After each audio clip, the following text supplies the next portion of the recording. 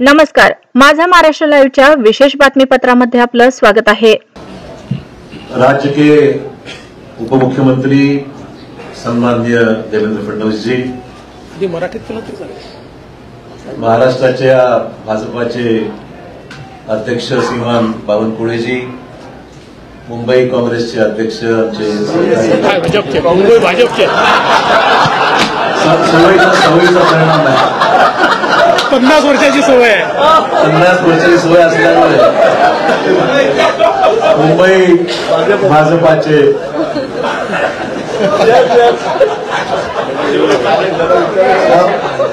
पहिली press conference भाजपाच्या कार्यालयामध्ये माझी होत आहे। तेवढं थोडंसं मला एक्सक्यूज करा, आज पहिलाच दिवस आहे। कालच राजीनामा दिल्यामुळे एकदम स्विच ओव्हर थोडासा, परंतु आमचे मित्र भाजपाचे मुंबईचे अध्यक्ष आशिष शेलारजी, खासदार प्रताप पाटील, आमचे पालकमंत्री गिरीश महाजन, लातूरचे आमचे खासदारजी, आमचे या ठिकाणी उपस्थित असलेले अमर राजूरकरजी आणि सर्व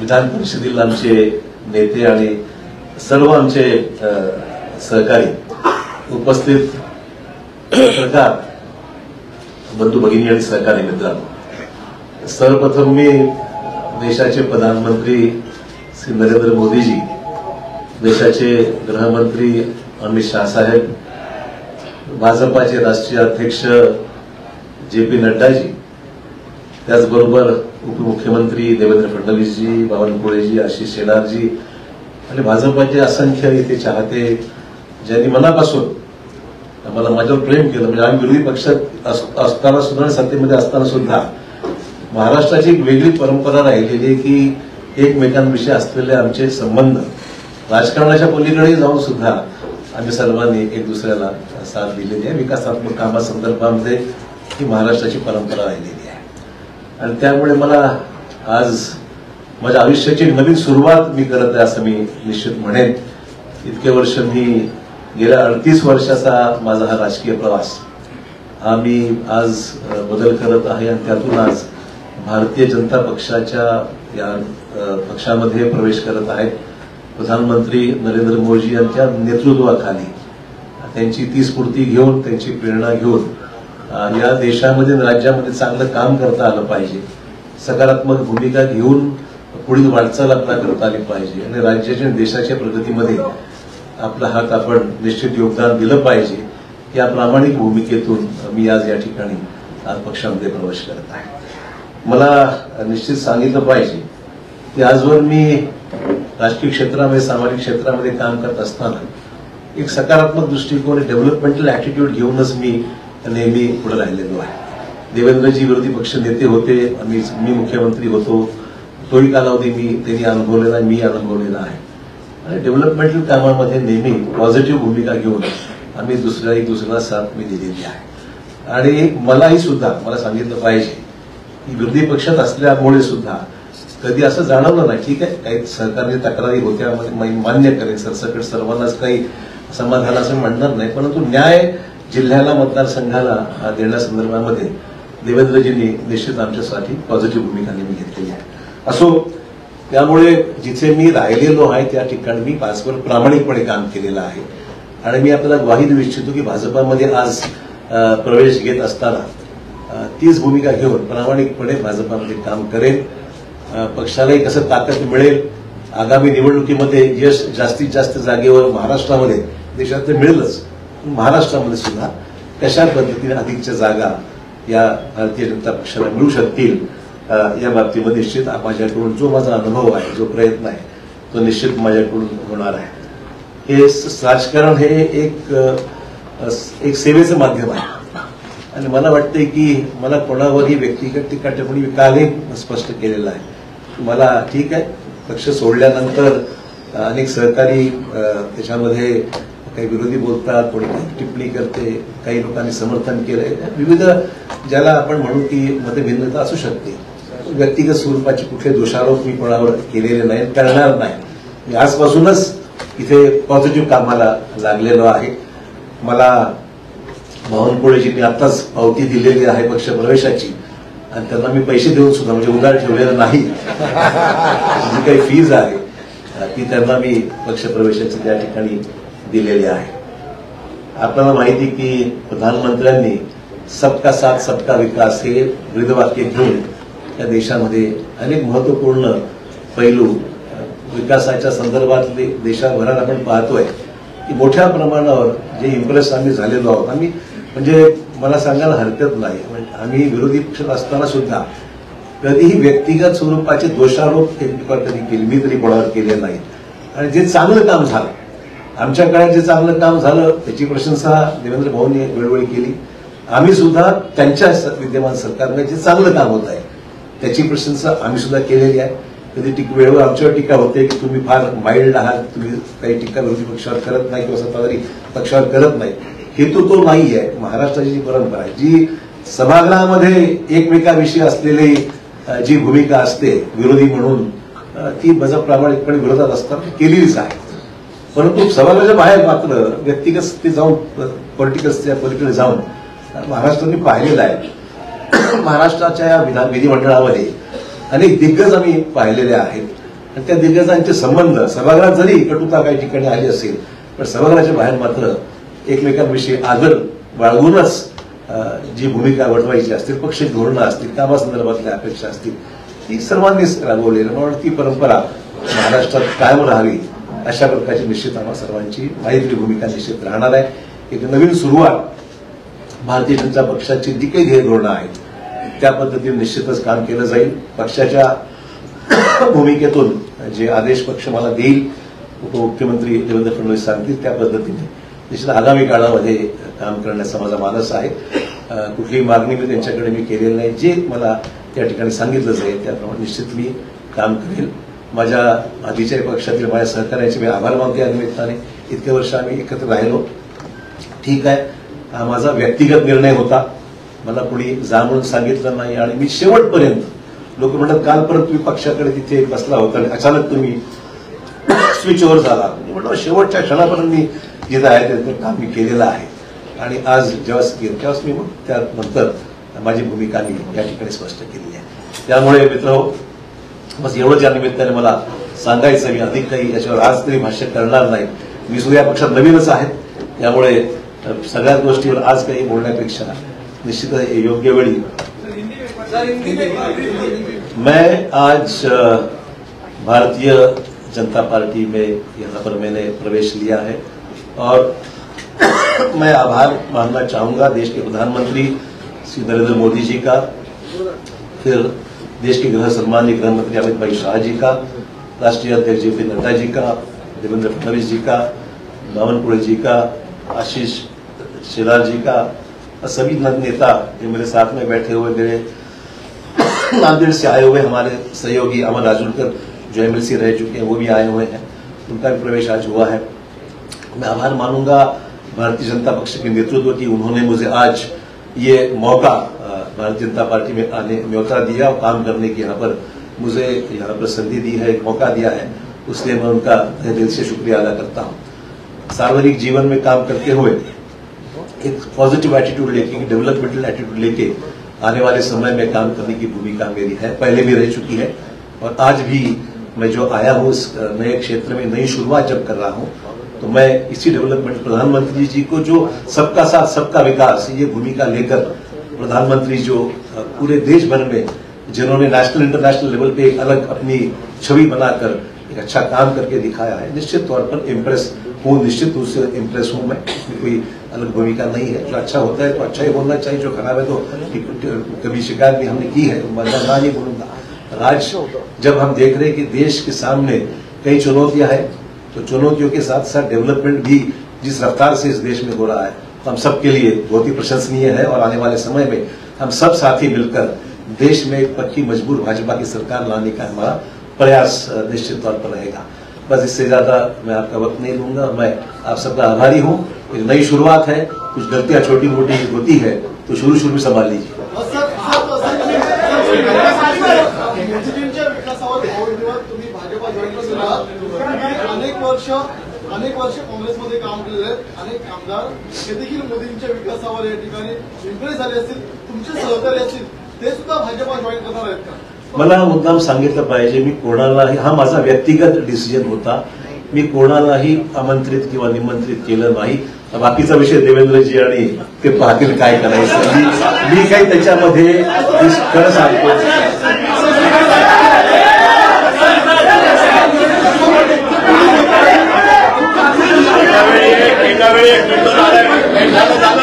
अरे बाबा, हॅलो, अरे शांतपणे असं तुम्ही, तुमच्यापैकी कोण काय बोलतोय आम्हाला काही लक्षात येत नाही.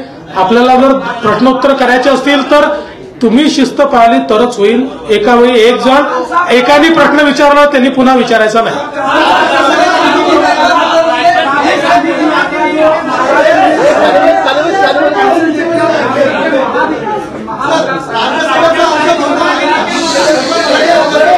राज्यसभेचा अर्ज भरणार असं आहे की राज्यसभेचे अर्ज कोण भरतील कोण भरणार नाही याचा निर्णय केंद्रीय भारतीय जनता पार्टी करते. केंद्रीय भारतीय जनता पार्टी राज्यसभेच्या आमच्या उमेदवारांची घोषणा करेल. ती केल्यावर तुम्हाला समजेल. महाराष्ट्र आएगी तो किस तरीके से आप उसको देखेंगे, और खासकर महाविकास आघाड़ी लगातार कोशिश कर रही है बीजेपी को महाराष्ट्र के भीतर रोकने के लिए, जो मिशन 45 का बीजेपी ने टारगेट किया, उसको कैसे देखते? देखिए, चुनाव जब करीब आता है तो स्वाभाविक है कि हम उनसे कोई कोऑपरेशन भी तो नहीं कर सकते हैं. ये राजनीतिक जंग है, जंग में उतरने के बाद सब जायज है, वो कोशिश करेंगे, हम भी कोशिश करेंगे. तो मुझे लगता है इसमें कोई नई बात है कि जंग शुरू है, हम भी लड़ेंगे, वो भी लड़ेंगे. आपने कहा कि आपका व्यक्तिगत निर्णय है, आपने आखिर तक इस्तेमाल किया, लेकिन ऐसे बहुत से लोग हैं जो चाहते हैं कि विकास के राह पर आगे जाए, मोदी के साथ बढ़ाए, मेन स्ट्रीम में आए. क्या ऐसे लोग को आप कहना चाहेंगे कि भाई? देखिए, पहला ही दिन है, मेरे पर गुगली इतनी मत डालिए आप. मैं इतना ही कहना चाहूंगा, ये काम जो है प्रदेश अध्यक्ष जी बावनकुळे जी बहुत जोर से कर रहे हैं और देवेंद्र जी का भी उनको साथ है. उन्होंने कभी उनको जरूरत पड़ी तो मैं उनको कुछ गाइड कर सकता हूं. मैं इसका जवाब इतना ही देता हूं कि अशोक राव की मदद कहाँ लेनी है हमको पक्का पता है. हम उचित जगह उनकी मदद लेंगे, आप चिंता मत करिए.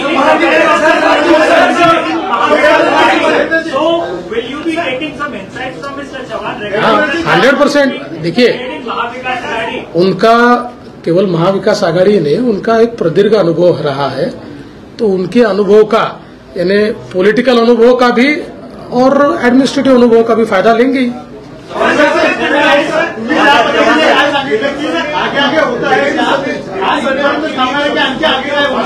जी, राष्ट्रीय स्तर के नेता हैं और राष्ट्रीय घटक चल रहा है. दिल्ली के बॉर्डर पे इस वक्त एक बार फिर किसान आंदोलन आया है, उसका आरोप ये लग रहा है, किसानी का आरोप आपकी पूर्ववर्ती पार्टी कांग्रेस पर लग रहा है कि उन्होंने उत्साह एक बार फिर चुनाव को देख लेते हैं. किस कॉन्टेक्स्ट में? देखिए, आरोप प्रत्यारोप तो राजनीति में होते रहते हैं. सवाल ये है कि किसानों की समस्या है देश में, उसको किस तरीके से हैंडल करना है. राष्ट्रीय स्तर पर प्रधानमंत्री जी सक्षम है, देश के कृषि मंत्री और अन्य मंत्रियों के साथ लेकर मैं समझता हूं इसको हल करना चाहिए. आपको याद होगा जो किसानों के 3 कानून बना, अल्टीमेटली सरकार ने विड्रॉ किया, पब्लिक ओपिनियन जानकर उसको फैसला लिया गया. तो मैं नहीं समझता प्रेस्टीज की बात. हम चाहते हैं कि देश के सभी तमाम किसानों को न्याय मिलना चाहिए, किसानों की आत्महत्याओं को रोक लगाने का, कम करने का प्रयास होना चाहिए. और मुझे उसमें जो हो रहा आंदोलन, उसमें ध्यान निश्चित देंगे, ऐसी कोई बात नहीं.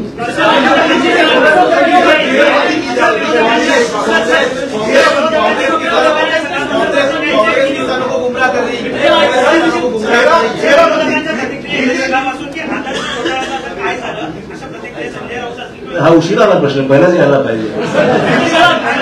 असं आहे काय? अरे भाई, जवाब तो सुनो यार. आप एक आदमी प्रश्न पूछते और जवाब भी सुनते नहीं हो. असं आहे, हा प्रश्न हायकोर्टामध्ये आमच्या बाजूने निकाल लागलेला आहे. अपीलमध्ये काही एजन्सीज गेलेल्या आहेत. ठीक आहे, लिगल प्रोसेस जी आहे ती फॉलो होईल. पण हा एक राजनीतिक ऍक्सिडेंट म्हणावा लागेल, मला एवढंच म्हणायचं आहे. आणि I face enough of that. मला वाटतं की फार काही चिंतेचा विषय वाटत नाही.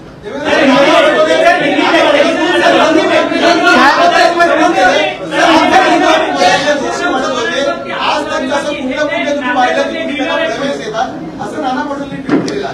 नाना पटोलेंना प्रवेश दिलाच होता की नाही आम्ही, राहिलेच ना आमच्याकडे ते. आता त्यांची सवय आहे, ते एका ठिकाणी टिकूच शकत नाही, कुठल्या एका पदावर टिकू शकत नाही. आता त्यांना अध्यक्ष बनवलं होतं ते तिने ते सोडून गेले. त्यामुळे फार गांभीर्याने ते घेऊ नका ते जे सांगतात.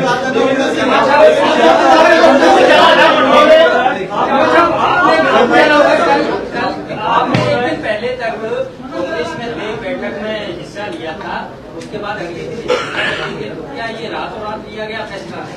नहीं, जरूरी नहीं ऐसा है कि सोच विचार तो चल ही रहा था और मैं देख रहा था अच्छा मुहूर्त है आज का, तो उसकी कर दिया उसने.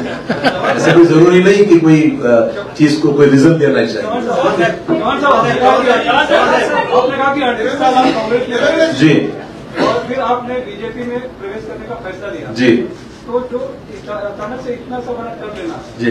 इतना कठिन है, आसान है. और दूसरा चीज, कांग्रेस वाले कह रहे हैं कि पार्टी ने इतना सब कुछ दिया, सब कुछ बनाया, उसके बावजूद आप पार्टी छोड़ते जा रहे हैं, तो ये विश्वासघात है पार्टी. देखिए, मैं ये दो चीजों के लिए अलग जवाब देना चाहूंगा. सबसे पहले तो ये फैसला आसान नहीं था, बिल्कुल कहूंगा. It was a total switch over, change over, और ये करने के लिए काफी विचार विमर्श करना पड़ा. ये मैं जरूर कहूंगा कि it was not easy decision for me, but I took it in the interest of the state of Maharashtra, in the interest of my own district, in the interest of the nation. मैं बोला कि कुछ चीजें अच्छी हो रही तो उसमें अपना योगदान होना चाहिए. पॉलिटिकल भरे जो भी चीजें हैं, let us get involve into the nation building process. इसमें समय लगा है. It was not a one day snap decision, ये मैं कहना चाहूंगा. जहां तक लेट बी कंप्लीट. दूसरा इशू है सर, जरूर पार्टी ने मुझे बहुत कुछ दिया, मैं नहीं मना नहीं कर रहा हूं, पर ये भी सच है मैंने भी पार्टी के लिए बहुत योगदान दिया, जिसके लिए महाराष्ट्र में कांग्रेस पार्टी को निश्चित ताकत मिली, ये भी कोई डिनाई नहीं कर सकता. तो it was not, I am not, मतलब ये मैं पर्सनली ऑब्लाइज हूँ पार्टी के लिए, मेरे पार्टी की लीडरशिप के लिए ऑब्लाइज हूँ. बट अचानक अगर तुम मेरे बौछार कोई चीज की करते हो जो उचित नहीं है, ठीक है, मैंने फैसला किया इंडिविजुअली. मैंने पार्टी को डैमेज करने की कुछ नहीं किया, it was my own personal decision. But मैंने भी पार्टी में मेरा योगदान क्या है वो मेरी स्टेट नेशनल पार्टी जानती है. You were not listened by your central leadership. That is what being said, and the state leadership. You were also unhappy with the state leadership. Let's not talk about what has happened. We are switching on to a new system now, so I think it's better we discuss the current system.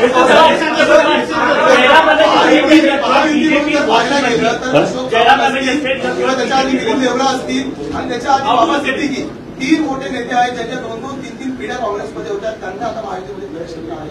ही परंपरा राखली. दुसरी परंपरा होती विरोधी पक्ष नेते महायुतीमध्ये येण्याची, ती पण कायम राहील काय? ते विरोधी पक्ष नेत्यांना तुम्हाला विचारावं लागेल.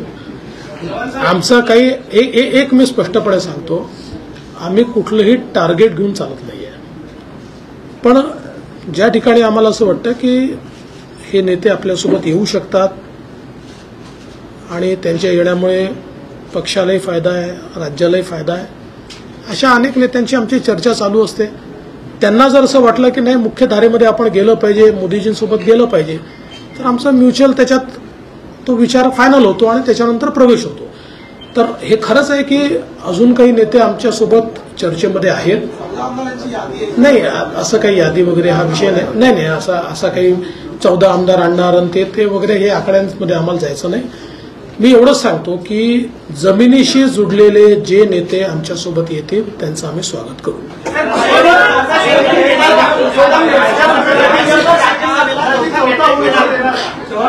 त्या संदर्भात आमचे प्रदेश अध्यक्ष सगळ्यांशी चर्चा करून निर्णय करतील.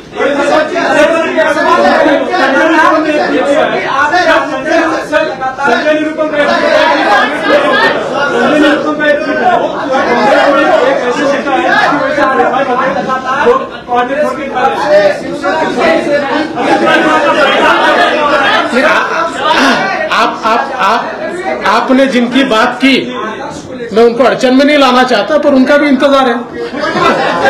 उनसे हमारी कोई बातचीत नहीं है. पर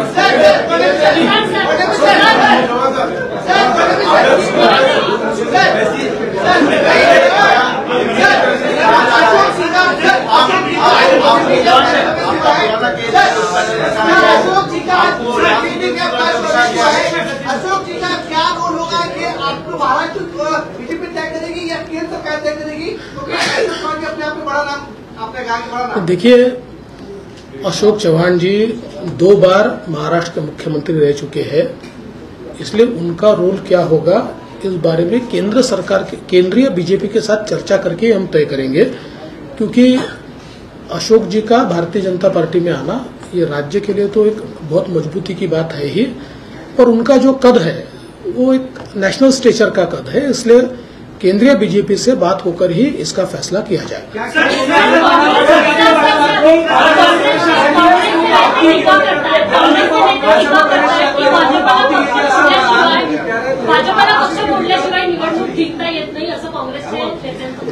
माझा त्यांच्यावर उलटा आरोप असा आहे की त्यांना त्यांचा पक्ष सांभाळता येत नाही, त्यांना त्यांच्या पक्षात नेते सांभाळता येत नाही, त्यांना त्यांच्या पक्षामध्ये मोठ बांधता येत नाही, कारण कोणाचा पायपोस कोणाच्या पायात नाही। आज हे सगळे मोठे नेते इतके वर्षाची त्यांच्या पक्षातली पुण्याई सोडून आमच्यासोबत का येत आहेत, याचं कारण आहे की आज काँग्रेसमध्ये जे वातावरण आहे, आज काँग्रेसमध्ये पार्टी कुठल्या दिशेने चालली आहे हेच कोणाला समजत नाही, आणि भारतीय जनता पार्टीला विरोध करता करता देशाच्या विकासाला आपण कधी विरोध करायला लागलो हे त्यांना समजत नाहीये। आणि मग जे नेते आहेत, सीझन नेते आहेत, ते ज्यावेळेस दृष्टिक्षेप टाकतात त्यावेळेस त्यांच्या लक्षात येतं की बाबा आपण काय करतोय, आपलं नेतृत्व काय करतंय, मग त्यापेक्षा देशाच्या मुख्य धारेमध्ये आपण गेलो पाहिजे, म्हणून लोक आमच्यासोबत येतात। त्यामुळे त्यांनी पहिले आत्मचिंतन केलं पाहिजे की त्यांना घर का सांभाळता येत नाही, ज्यांनी काँग्रेस मोठी केली, ज्यांनी आपलं सर्वस्व काँग्रेसला दिलं, असे नेते का आपल्याला सांभाळता येत नाही, असं आत्मचिंतन त्यांनी केलं पाहिजे।